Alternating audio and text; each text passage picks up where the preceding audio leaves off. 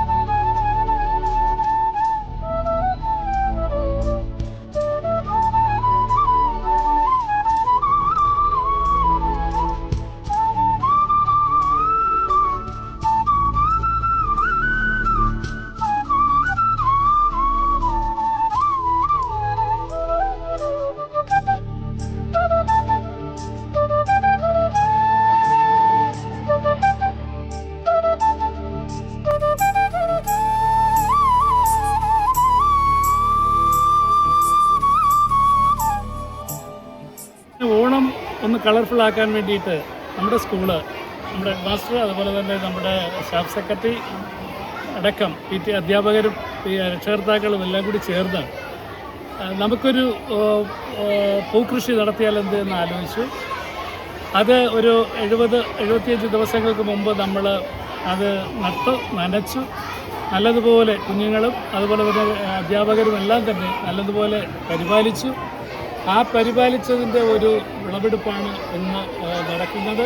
കുട്ടികളിൽ ഇത്തരം സംരംഭങ്ങൾ ആരംഭിക്കാനും ഇത്തരം ഒരു കൃഷി ആരംഭിക്കാനുമുള്ള ഒരു പ്രചോദനം കൂടിയാണ് നമ്മുടെ സ്കൂള് ഏറ്റെടുത്തിരിക്കുന്നത്. കുട്ടികളിൽ തന്നെ വളരെയധികം ഒരു പ്രചോദനം ഉണ്ടാക്കുകയും അവർ തന്നെയാണ് ഇതിൻ്റെ പരിപാലനം ഏറ്റെടുത്തത്. നമ്മൾ വിചാരിച്ചതിൽ അപ്പുറത്തേക്ക് ഇതിനെ സംരക്ഷിക്കുന്നതിനൊക്കെ വേണ്ട ചുമതലയും കുട്ടികൾക്കായിരുന്നു. സ്കൂൾ ടൈം കഴിഞ്ഞിട്ട് ആയിരുന്നു അവരതിനെ നനയ്ക്കലും അതിൻ്റെ വളപ്രയോഗങ്ങളും ഒക്കെ നടത്തുന്നതും. പക്ഷേ ഇത് കൊണ്ട് നമുക്ക് കുട്ടികളിൽ കൃഷി എന്നൊരു അനുഭവം ഉണ്ടാക്കിയെടുക്കുന്നതിനും അവർക്ക് തന്നെ അതൊരു പ്രചോദനമാകുന്നതിനും ഇത് വളരെയധികം സഹായിച്ചിട്ടുണ്ട്. ഓണത്തിന് മുമ്പ് തുടങ്ങിയതാണ്. പക്ഷേ ഒരു ചെറിയ ഒരു 1-2 ആഴ്ചയുടെ ഒരു ഗ്യാപ്പ് വന്നുകൊണ്ടാണ് ഓണത്തിന് മുമ്പ് നമുക്ക് എടുക്കാൻ പറ്റാതിരുന്നെങ്കിലും ഓണം കഴിഞ്ഞിട്ട് നമ്മുടെ കുട്ടികൾക്കും നമ്മുടെ നാട്ടുകാർക്കൊക്കെ ഇതൊക്കെ കാണാനും മറ്റ് സ്കൂളുകളിൽ നിന്ന് വരെ നമുക്ക് ആൾക്കാരോട് വന്ന് ഫോട്ടോ എടുത്ത് അവരുടെ സ്കൂളിൽ അടുത്ത വർഷം വ്യാപിപ്പിക്കാനുള്ള ഒരു ശ്രമം കൂടി നടക്കുന്നുണ്ട്.